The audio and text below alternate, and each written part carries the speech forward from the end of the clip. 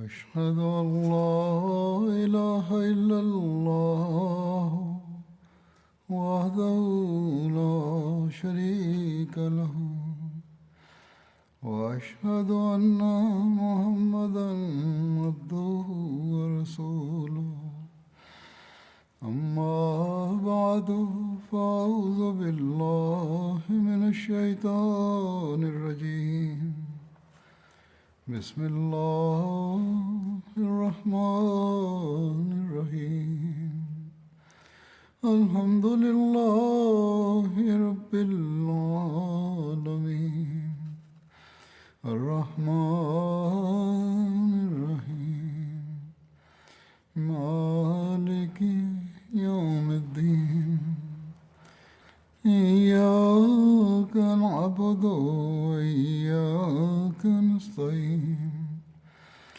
اهدنا الصراط المستقيم صراط الذين أنعمت عليهم غير المغضوب عليهم ولا الضالين. Hazreti Halifatul Mesih peti, da Allah bude njegov pomagač, je rekao da u prošloj hudbi je govorio u vezi Hazreti Abu Bekra radijallahu anhu i napada koji su se tada planirali protiv njega i da je spominjao Halida bin Velida i Malik bin Nuveira i u vezi ovoga zabilježeno je na sljedeći način da je Buta bio izvor blizu Benu Asad plemena. Malik bin Nuveira je pripremao, u stvari on je pripadao Jerbu plemenu koje je ogranak bilo od Benu Tamim. U 9. poslije Hidžre došao je sa svojim narodom u Medinu i prihvatili su islam. Malik bin Nuveira je bio jedan od poglavica svog plemena i bio je vrlo poznat i spretan konjanik i hrabar borac.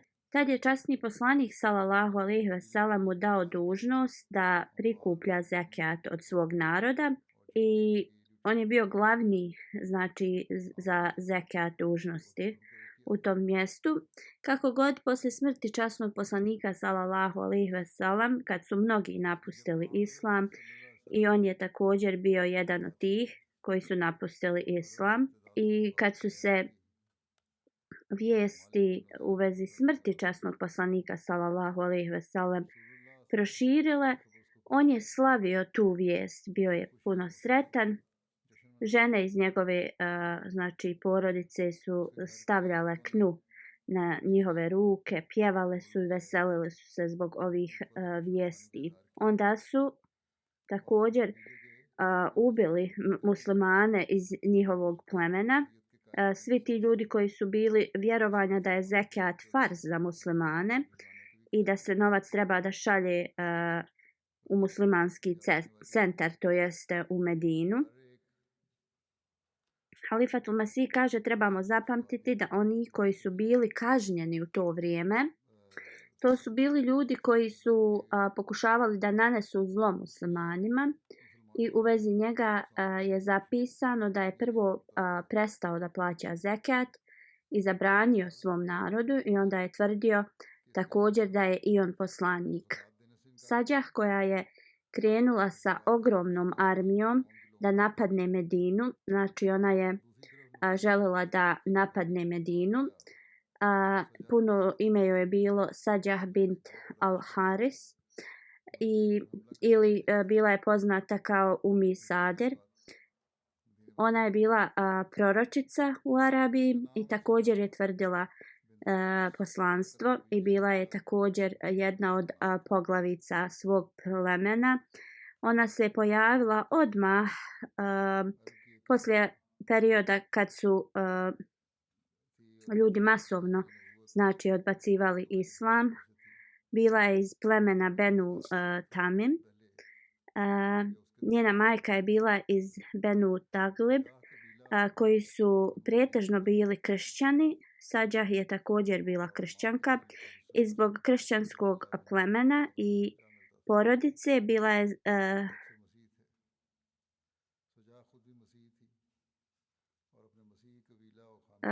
ona je bila kršćanka koja je tad u to vrijeme bila smatrana kao obrazovanom. Došla je iz Iraka sa svojim sledbenicima i željela je da napadne Medinu.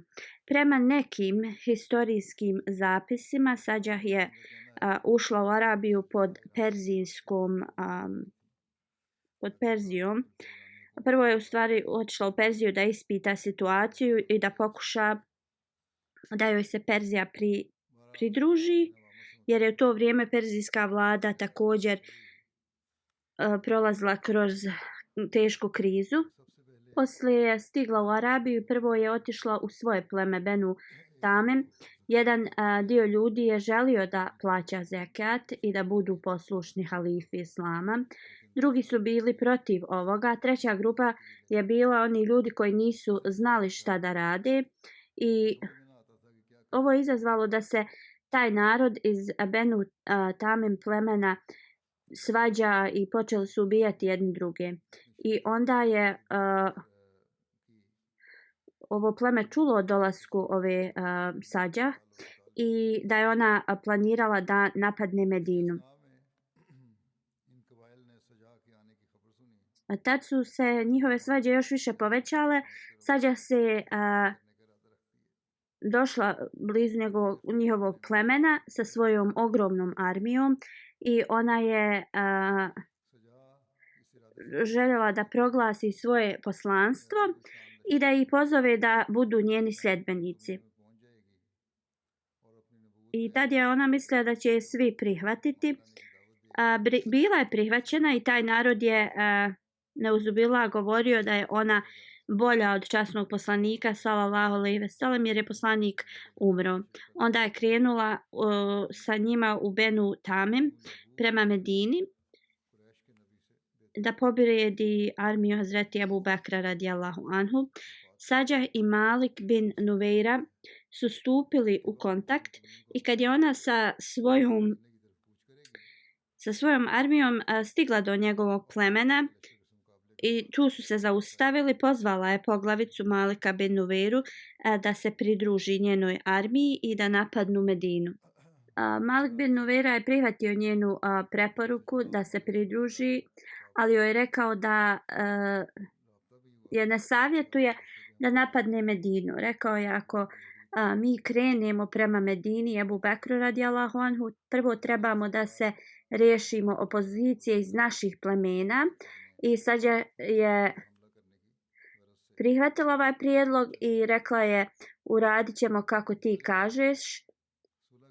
Osim njega također je pozvala i ostale poglavice tog plemena. Jedino Vakir je još prihvatio ovu ponudu. Onda je Sađa, Vakir i Malik sa svojom armijom napali, znači jedni druge. Velika borba se održala i mnogi su izgubili živote sa oba dvije znači strane. Poslije Malik i Vakir su shvatili da su uradili veliku grešku prateći ovu ženu. Onda su se pomirili sa svojim znači ljudima i poglavicama iz tog plemena i vratili su zarobljenike jedni drugima. Onda mir je bio uspostavljen i u Benu Tamin. Sađah je shvatila da će biti teško za nju da postigne ovo i ona se spremila i napustila Benu Tamin pleme i krenula je prema Medini.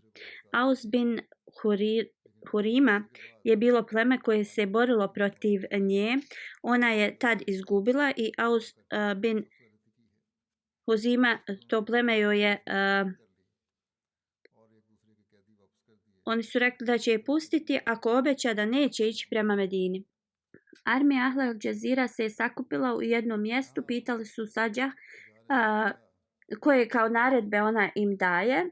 Malik i Vekir su se pomirili sa svojim narodom i oni neće im više pomagati. I put prema Medini je bio kao zablokiran i tako pitali su je šta želi da oni rade. Ona je rekla ako je put prema Medini zablokiran, onda da idu prema Jamami. Oni su joj rekli da su ljudi u Jamami jači od njih i Muselma je tu vrlo jak među ljudima ili drugim riječima kao on je utjecajan. U drugom hadisu spominje kada su komandanti njene, znači armije, upitali ovu Sađu šta trebaju da rade. Ona im je rekla: krenite prema Jamami i napadnite ih jako i brzo i onda će veličanstvena borba se desiti i nećete se pokajati. Kad su čuli ove stihove koje je ona izrecitovala njima, i ova armija je nju smatrala poslanikom, i oni su vjerovali da je ovo objavljeno njoj i smatrali su da nemaju drugu opciju osim da je slijede. Kad je Sađa stigla sa armijom u Jemamu, Muselma je bio vrlo zabrinut i smatrao je ako on započne borbu protiv nje, onda muslimanska armija će biti naprednija. Pa je tad Muselma prvo poslao neke poklone njoj, pa je onda tražio također da se oni sastanu. Otišao je sa 40 ljudi iz Benu Hanifa plemena i razgovarali su sa njom. U tom sastanku Muselma je recitirao neku poeziju Sađi, ona je bila impresionirana. Također je i ona njemu recitovala poeziju.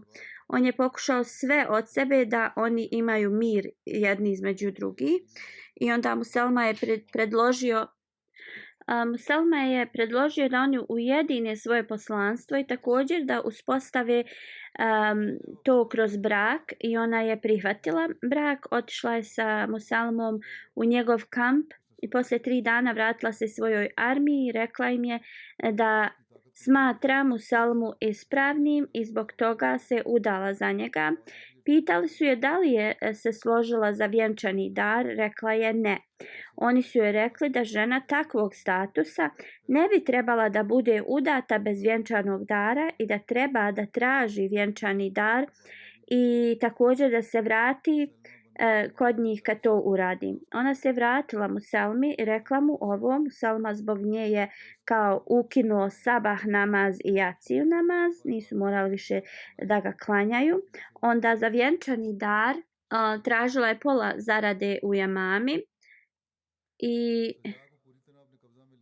Sađa je također tražila da polovica zarade za sljedeću godinu joj bude isplaćena. Muselma joj je dao šta je tražila i ona je to odnijela sve u Džezira.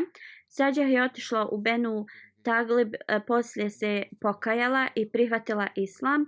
Prema nekim rečeno je da je prihvatila islam u vrijeme hilafeta Hazreti Omera radijallahu anhu. Onda je u toku godine kad je bila suša, velika suša, otišla da živi u neko drugo mjesto i kaže se da je tu do smrti boravila i da je umrla kao muslimanka. Hazreti Ebu Bekr radijallahu anhu je naredio Halidu ben Velidu da poslije Tulejha Asadija treba da ide i napadne Malik bin Nuveira koji se nalazio u Buta.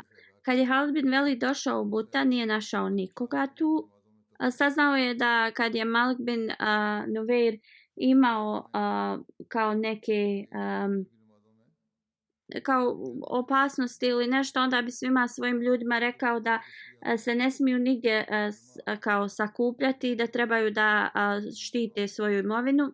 Shvatio je da bi bilo vrlo teško da se oni suprotstave muslimanima. On se već bio razdvojio od svoje supruge. Tad je Hazreti Halid bin Velid poslao svoje bataljone u razne lokacije i rekao im je da trebaju prvo da pozovu, gdje god dođu pozovu taj narod u islam i ako ti ljudi ne prihvate, onda trebaju da budu zarobljeni. Ako neko im se usuprostavi, onda trebaju da se bore s tim ljudima. Jedan bataljon je uhapsio Malika bin Nuveira i neke ljude iz tih plemena i onda su oni bili dovedeni Halidu ben Velidu radijallahu anhu u jednom bataljona u kojem je bio Hazreti Abu Kutada radijallahu anhu. oni su imali kao neku neslogu prema nekom hadisu koji je prenio otac od Urve, da kada je ezan i kamet bio proučen da ljudi su onda klanjali, ali neki drugi ljudi su govorili da se to kao nije desilo. Hazreti Ebu Kutada je rekao da su oni učili ezan i ikamet i klanjali namaz. I zbog toga, znači, Hazreti Halid bin Velid je uhapsio. Nalazimo dva različita hadisa na koji način je Malik bin Nuveira bio ubijen. Prema jednom hadisu bilo je mnogo hladno tu noć, kao ništa ne bi moglo preživjeti na polju. I kad je bilo mnogo hladno na polju, Halid radijallahu anhu je rekao da se kao glasno objavi svima da zarobljenici moraju kao da se drže u kao toplim odajama. Ebu Kinana je pleme ili ti ljudi su shvatili da je to bilo kao naredba da se zarobljenici pobijaju. Na način na koji je ovaj glasnik to izrekao, njima je to bilo kao tim lokalnim ljudima kao izreka da ubiju nekoga. I onda su oni ubili njih. Hazreti Dirar bin Azvam je ubio Malik bin Nuveira. Prema drugom hadisu bio Abd bin Azvar Asadi. Kalbi kaže da je to zaista bio Darar bin Azvar koji je ubio Malika bin Nuveiru.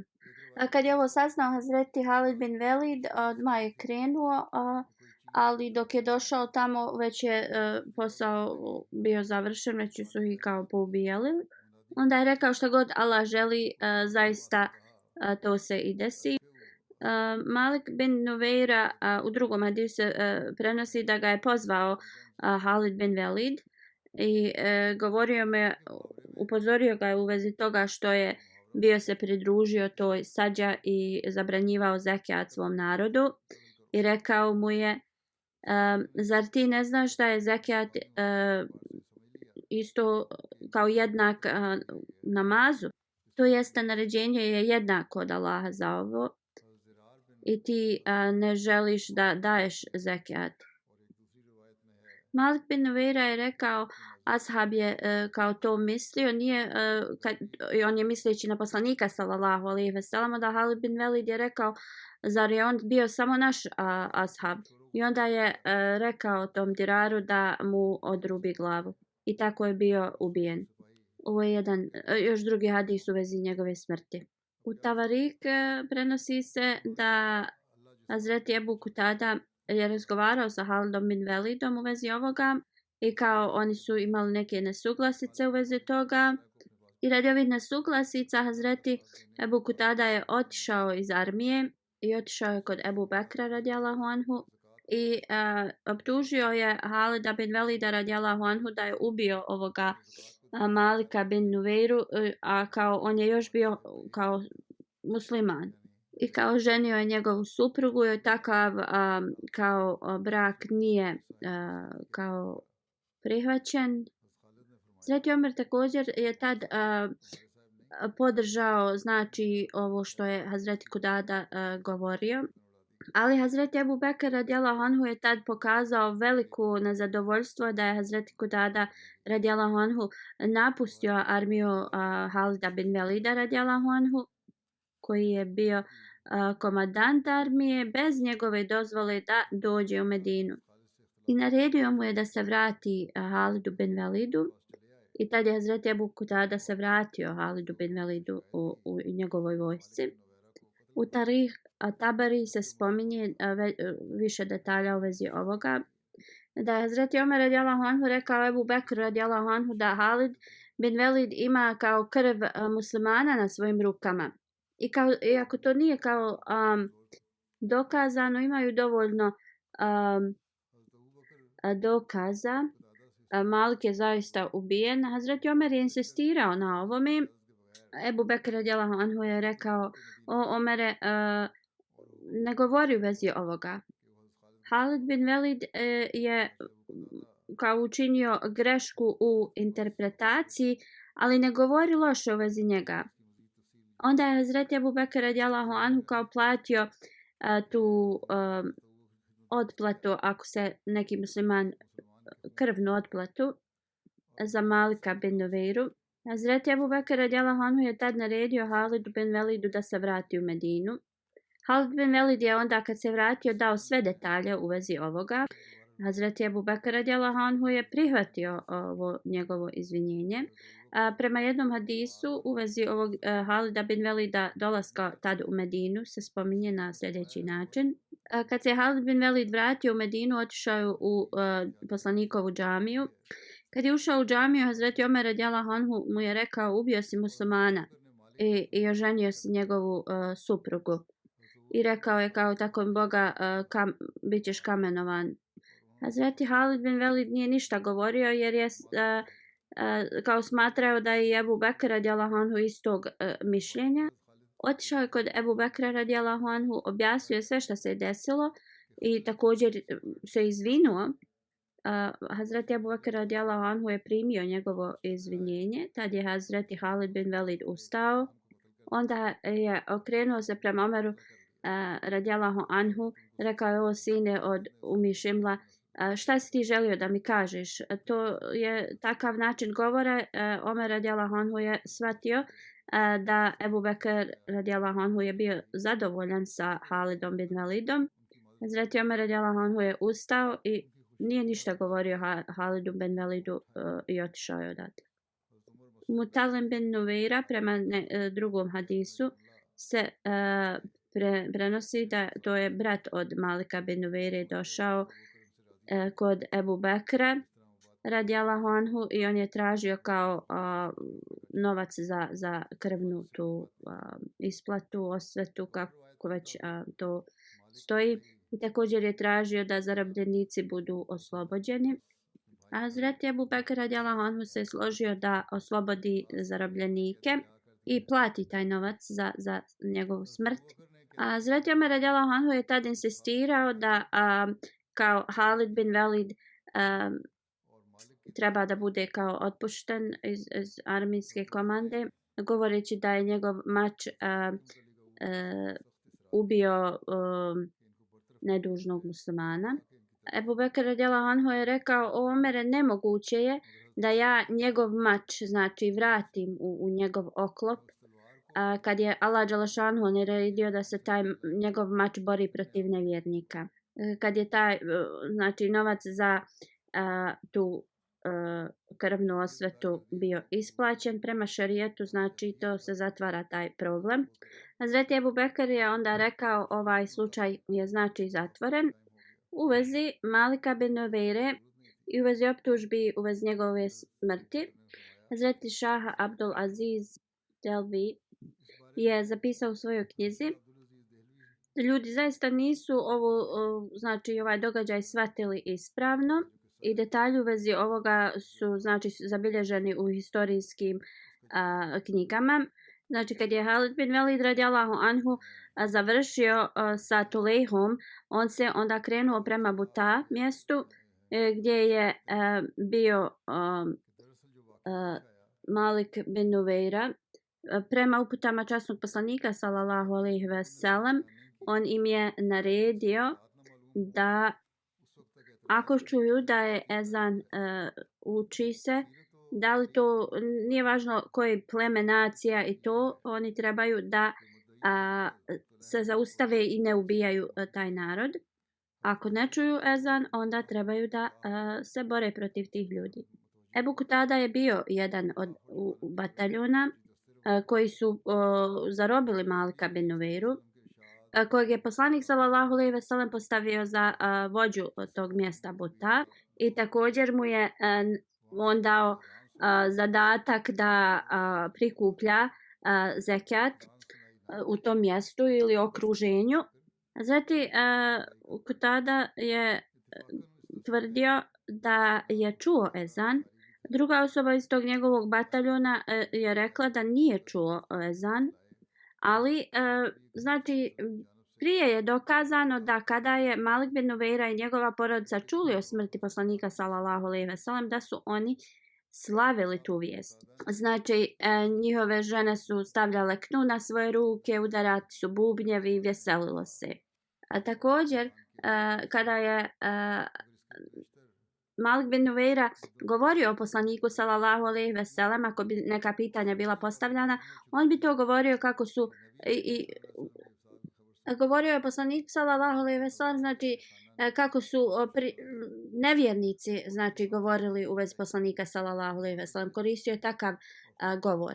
Kao govorio bi jedan od vaših ljudi je to rekao ili vaš čovjek tako prijatelj vaš je to rekao, ne govoreći da je to poslanik sallallahu alejhi ve sellem rekao.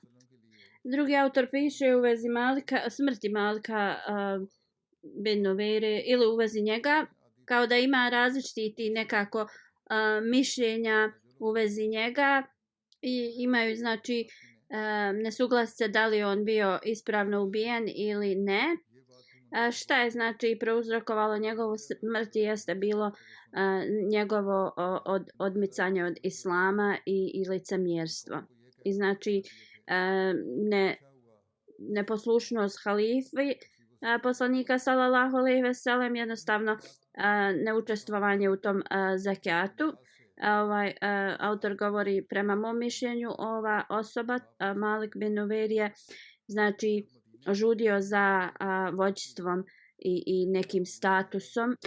Također u isto vrijeme je imao i probleme sa nekim drugim poglavicama iz Benu Tamim koji su znači bili poslušni islamskom hilafetu i oni su plaćali svoj zekat i on je bio protiv njih koji su znači bili poslušni hilafetu. Znači i njegove riječi i njegova djela su jednostavno vrlo jasna. Znači njega znači odmicanje od islama je time dokazao jer je se pridružio toj sađa, a nije želio da daje zekijat Ebu Bekru radijallahu anhu i jednostavno nije slušao ništa od drugih muslimana zbog toga što je on bio pobunjenik i odmetnik. I ovo nam zaista pokazuje da je jednostavno ostavio islam. S jedne strane je govorio da je musliman, ali s druge strane je bio vrlo znači blizu nevjerovanju. I jednostavno samo to da je prestao davati zekijat je dovoljno da on bude kažnjen. Ibn Abbas knjiga zapisano je da je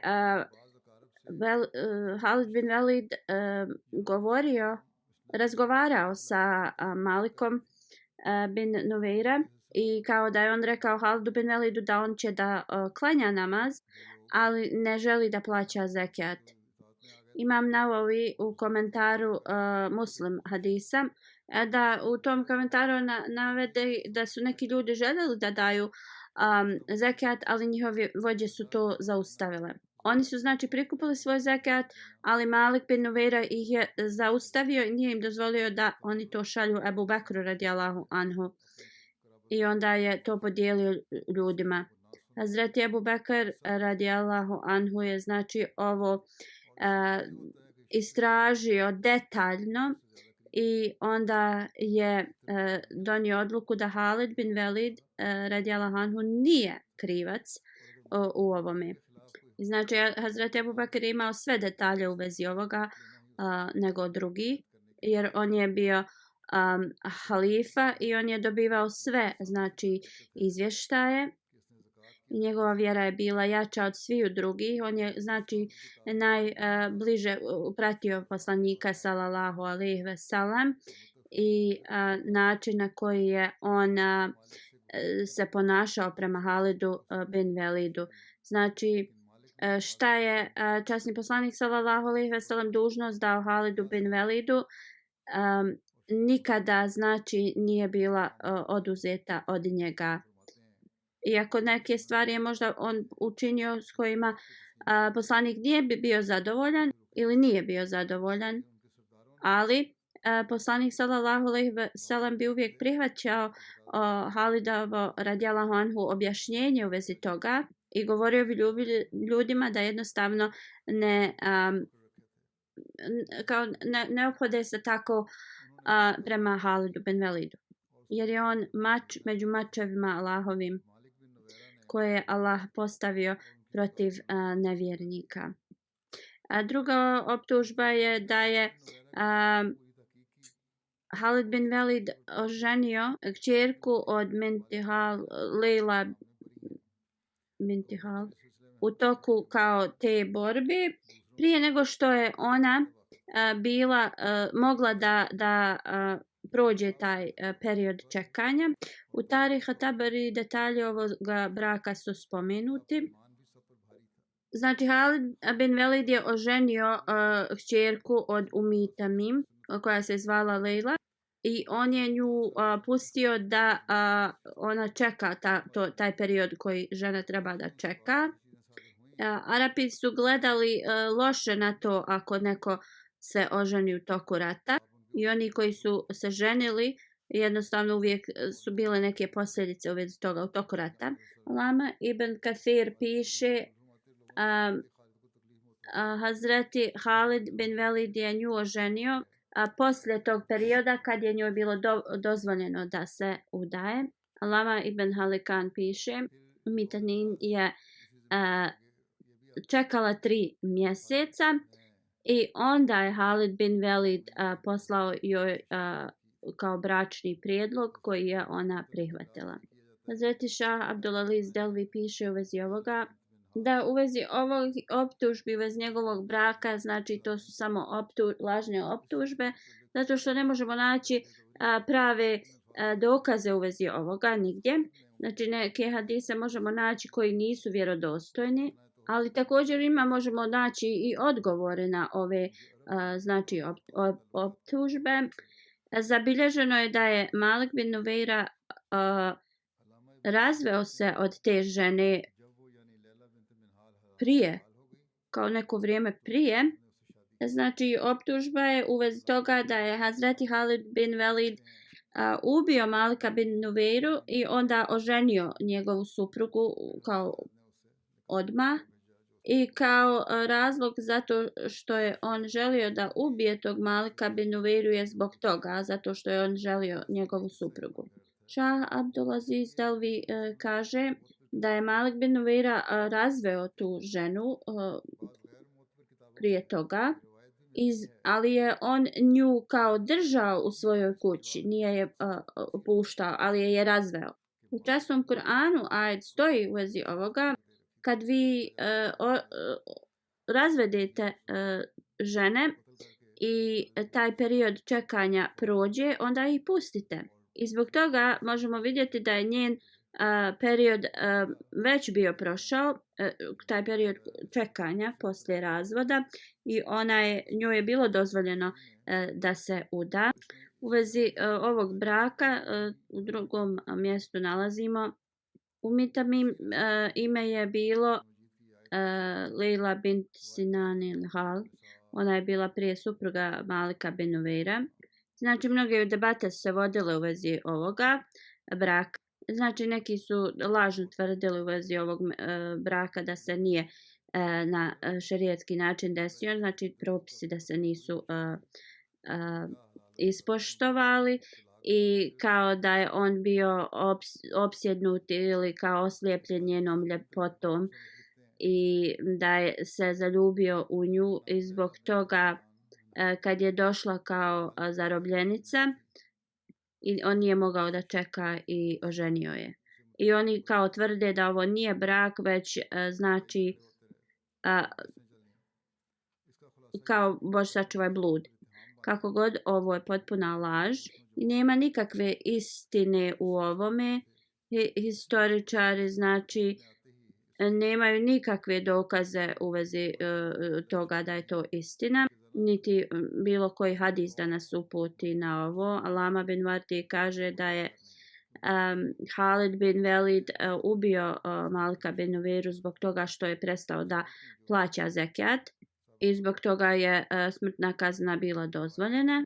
I također naređenje u Kur'anu jeste da se žene od neprijatelja ne ubijaju, trebaju da budu zarobljenice. I također na drugom mjestu drugi autor zabilježava da kada je Tamim došla kao zarobljenice, Halid bin Velid je znači ponudio brak, ali kada je bilo dozvoljeno za taj brak.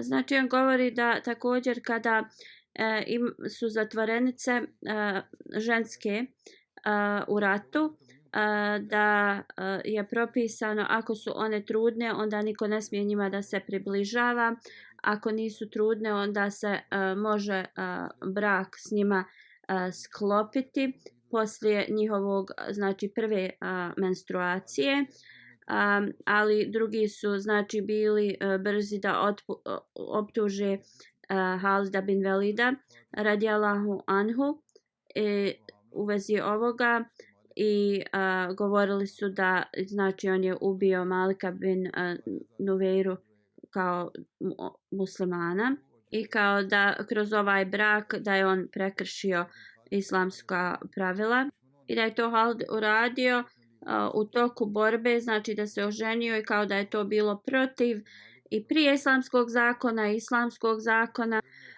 Prije islama znači bilo je mnogo slučajeva koji se da ovi su ženili te zarobljenice rata i također to im je bio kao veliki ponos da ožene supruge neprijatelja. Dr. Muhammed Ali Salba u vezi ovoga govori: prema šerijetu Hazreti Halid bin Velid je znači postupio ispravno što se tiče ovoga. I kako on ovo dokazuje, kaže da poslanik sallallahu alejhi ve sellem je znači oženio Džuverija binti Harith odmah poslije bitke Al-Murasija i ona je bila veliki blagoslov za svoj narod. Zbog njenog ovog braka 100 muškaraca iz njenog plemena je bilo oslobođeno.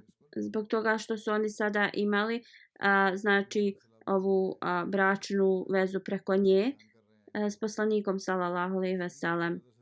Njen otac Haris bin Dirar je postao musliman također u to vrijeme. Isto tako vrlo brzo posle bitke Hajber poslanik sallallahu alejhi ve sellem je oženio Safija bint Ahtab. Onda kad imamo primjer poslanika sallallahu alejhi ve sellem ispred nas, onda kako da kritikujemo Hazreti Halida bin Velida radijallahu anhu.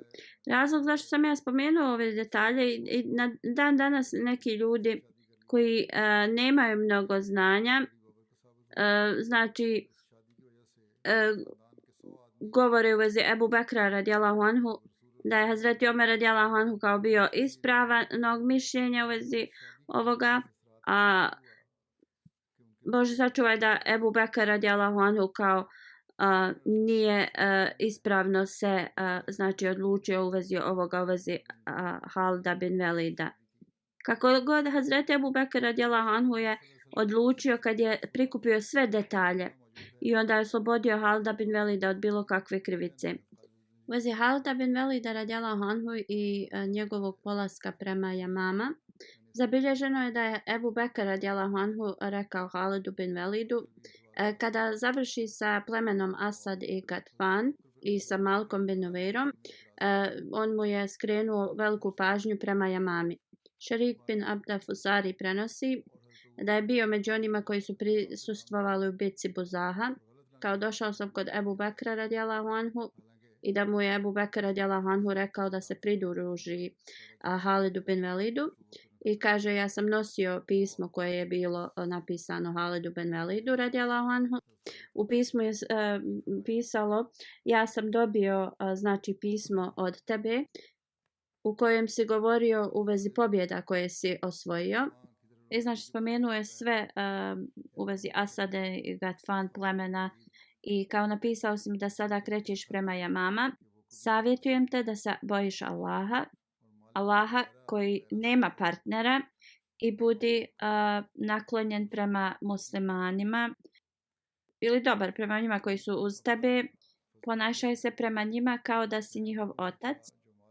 O Halide, budi oprezan arogantnosti od Benu Mugira iako neću odbiti to što su tražili od mene, ja nisam prihvatio njihov komentar u vezi tebe ili njihove tvrdnje u vezi tebe. Onda kada budeš išao protiv Benu Hanifa, budi vrlo oprezan. Zapamti, do danas nisi se suprotstavio neprijatelju kao što je to Benu Hanifa. Svi su znači protiv tebe, a to područje je puno široko. Kad stigneš tamo, znači dobro kontroliši armiju, postavi komandante na lijevu i desnu stranu i također u druge te bataljone. Konsultuj se sa muhadžirima i ensarijama, ljudima koji imaju iskustvo u tome, koji su uz tebe, i također dani im njihov status i čast kad neprijatelji budu spremni i poredaju se za borbu. Napadnite im punom snagom i znači strijela za strijelu, koplje za koplje i mač protiv mača. Uzmite također zarobljenike, ulite strah u neprijatelje, ubijajući ih, spaljivajući ih. Budi pažljiv, nemoj da budeš mi neposlušan. Neka Allahov mir na tebi. Kad je ovo pismo stiglo do Halida radijallahu anhu, pročitao ga je i rekao je: mi smo čuli i mi ćemo biti poslušni svakoj tvojoj naredbi. Hazreti Halid je pripremio svoju armiju. Muselma ili Benu Hanifa, to pleme, tu su se znači borba se desila. Jedan ensarija je bio postavljen za komandanta ensarija, koga su oni od ovih odmetnika streli, kaznili su ih. U isto vrijeme Hazreti Ebu Bekr je također poslao još jednu armiju prema njima, koja je bila vrlo naoružana sa najboljim oružanjem, da bi zaštitio zadnji dio Halidove radijallahu anhu armije, tako da nikoga ne može sa zadana napadnuti. Prema Jamami Hazreti Halid se susreo sa mnogim beduinskim plemenima koji su znači bili napustili islam. Borio se protiv njih i vratio ih je u islam. Također je sreo i armiju od Sadža i također je i njih poubijao. Onda je napao Jamamu. Ako Bog da, spomenut ću detalje bitke Jamama u sljedećoj hudbi.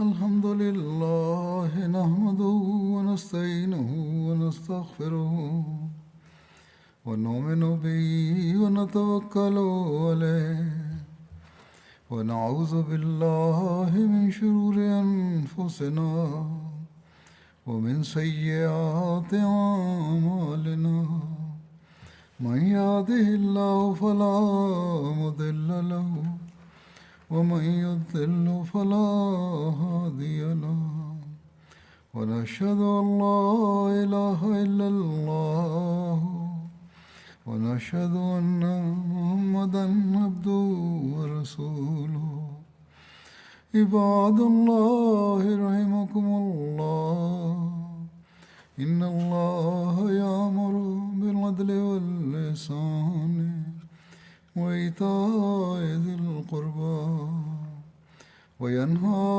عن الفحشاء والمنكر والبغي يعظكم لعلكم تذكرون اذكروا الله يذكركم وادعوه يستجب لكم ولذكر الله أكبر.